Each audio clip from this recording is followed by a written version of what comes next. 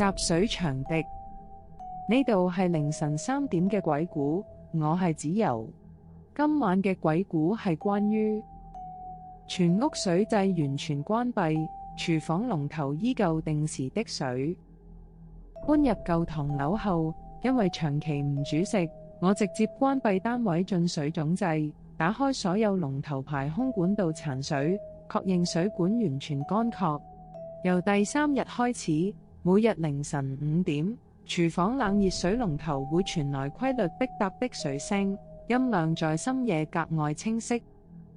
初步判斷係地台混凝土儲存積水，室內溫差令磚縫水分緩慢滲出。我請水工拆開龍頭檢查交電，拆解牆邊水管，管道內徑完全乾爽無積水，滴水並未停止。我用保鮮膜包裹整個龍頭，日日幕面積聚一灘冷水。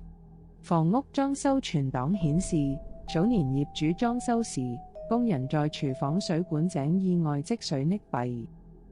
你以為只係建材草水滲漏，但其實滴落嘅每一滴水，都係逝者想用水聲吸引你靠近龍頭，讓人察覺佢被困在牆體水管之中。